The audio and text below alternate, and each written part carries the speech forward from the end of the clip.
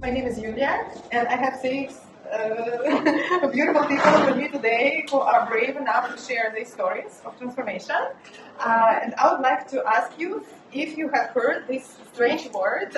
We've been learning it with Leah today, the whole day. Can you read this word? Pecha Kucha. Yeah, where are you from? I'm Japanese. Exactly! Yeah. Tell us what it means.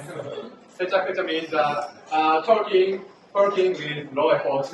It's chatting. It's basically chatting, yeah, right? Yeah. And have you been to Pecha Kucha night? No, it's first time. Oh, are you from Tokyo? No. Oh. So yeah, thank you for helping me with that. It's actually interesting that the Pecha Kucha was started by non-Japanese people in Japan, expat architects who moved to Japan and were very good at design projects, but really sucked at presentations. Like great builders, great professionals, but not good at spreading the words, right? So what was their problem? Like basically long, boring presentations that no one was paying attention to. And they were sitting and crying, oh, we are great, but why no one knows about us? And they started to analyze the mistakes and change something about how they were speaking to people, and they changed two things. Okay, can you guess what kind of two things they changed about the old style? What would you change? Sure. Yay! So that was fun. So they added time constraint, only up to 20 seconds per slide. So under 7 minutes. Each presentation is supposed to be under 7 minutes in this format. And the second one, no text, just visuals. Just focus on visual storytelling. So for me, this format is also quite new. I'm quite a bit in this game of public speaking for a while, and I like discovering and playing new formats. This one is new for me. I've never organized this night before, and all the speakers here, they're also doing this for the first time, you know? And that means if we are doing it, you can also do that. You can also spread the word out. If you like this format, you can play with it in your blogs and your social media and tell the word about your projects without heavy ads, right? Just telling the story. So that's our goal for tonight. We have 6 people, yay! The interesting fact about me is that I was conceived in a threesome. But not in the way that you might think. I was conceived in a threesome of cultures. I have an English mom, I have a Danish dad, and I was born and raised in France. That was too quick. It was quite confusing for me growing up because when I played rugby, they called me roast beef in France. When I played rugby in Denmark, they called me a Frenchie. And then when I played in the UK, they called me Danish pastry. So I'm a bit from everywhere, but not really from anywhere. Too English to be French, too French to be Danish, too Danish to be French. I also grew up in cultures that valued politeness, that valued achievement and conformity. And so together they created the ultimate validation seeker. And for many years, praise became my compass. If I achieved, I was okay. If I disappointed, I was not. And so every grade, every nod of approval, every gold star, well done, fed a fragile sense of self-worth that depended entirely on others. Then one day I remember when I was about 6 years old, I'm walking to the front of the class, about to read a poem out in front of the whole class. And I was super confident, I'd been practicing for many days. But halfway through reading the poem, I made a mistake, and the whole class started to laugh. I remember feeling humiliated. I ran back to my desk where I started crying.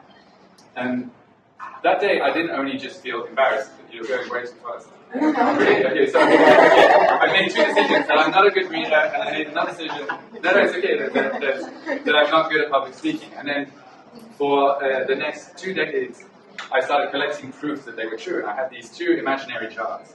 And so, for example, every time I did a presentation, I would focus on how nervous I was. Every time I tried to read, I would focus, it's not working, but anyway, I can't really work. Okay. Every time I tried to read, I would focus on how long it took me to read. And but the problem was that the more proof I collected, the more I started avoiding these things, and the worse I got at both of them. And so it became a self-fulfilling strategy. But given that I was the ultimate validation seeker, okay, I found other ways to get praise. I found other ways to feel good enough. I started collecting titles. I started collecting achievements. I worked for companies like Google, like Uber, like eBay. But my life looked great on the outside, but on the inside it was a different story. On the inside, I felt like a fraud, like I was afraid of being found out, that people would know that I didn't belong there. And I was constantly wearing a mask and hiding who I really was. But the problem with wearing a mask is that it's exhausting. And so I was constantly on, I was constantly managing myself. And eventually my body said enough is enough, and I burnt out. And I realized that I couldn't keep living my life in this way. And so I decided to embrace my inner Julia Roberts and take an Eat, Pray, Love year off, where I went traveling, I started reading books, I did loads of courses, and one of the courses I took was a course by Jim Quick. And he quoted at the beginning Henry Ford and said, whether you think you can or you think you can't, either way, you're right. And this quote hit me like a ton of bricks, because I realized, I hadn't realized this until now. And so it got me thinking, what if the real problem wasn't that I wasn't a good public speaker, or it wasn't that I wasn't a good reader. Maybe the real problem was with the belief that I was. And so I did something that I now recommend to many of my friends, is I took these beliefs to court. And what I found is that none of the proof that I collected was actually true. It was all just interpretations. It was all just stories. And so I also learned that confidence is the result of taking action, not the cause of it. And that there is no courage without fear. And that fear isn't something you need to overcome. It's possible to do things scared, like doing yoga in the supermarket. So I created a new jar. I created a courage jar where I collected, instead of collecting old proof, I started collecting new evidence of me speaking, of me announcing the weather on the metro, of me high-fiving strangers in the street. And the more evidence I collected, the less I started needing validation from others, and I started to trust myself. And the same guy who was afraid to speak in public, who thought he wasn't a good reader, has now written a book. So I want to do a full circle moment. I want to read an extract from my book. Courage is not something you're born with, it's something you build, one choice at a time. Living with freedom doesn't mean you stop feeling fear. It means you learn to walk with it, to move even when your legs are shaking, to talk even when your voice is trembling.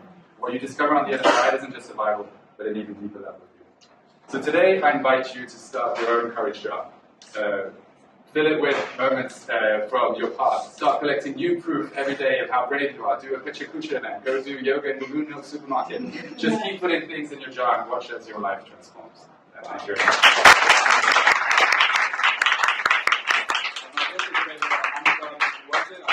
I've got like 8 copies that I'm selling for 200,000. So if you want a signed copy, just come over afterwards. Okay. And the lie is that I was conceived in a precinct, because I'm not really conceived in a precinct. So I haven't had a drink in over 890 days. Oh, that's true. Wow. I sang at Twickenham Stadium as part of a choir. I sang the national anthems during the France-Italy game in the World Cup. 80,000 people. Yeah, yes, and like millions of people on TV. So it was. It was national anthem. Yes, what national countries is there? France and Italy.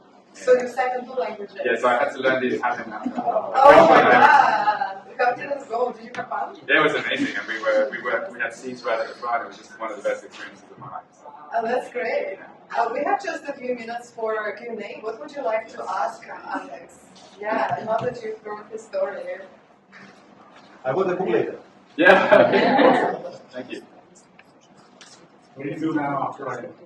And so now I work as a self-confidence coach, and I help sensitive high achievers, so people who worked in big tech and corporates like me before this, who struggle with burnout, or stress, and anxiety. How long did you work in tech? I worked in tech for 6 years.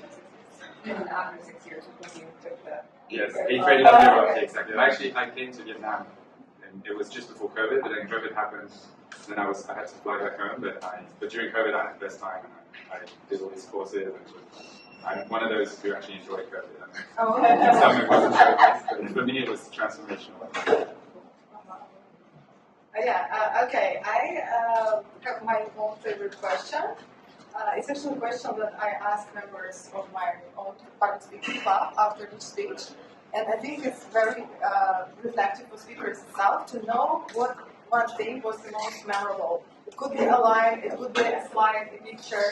What one thing do you think you will remember tomorrow about this presentation? Could you please share with us? I think it's very interesting for the speaker as well to know what people remember.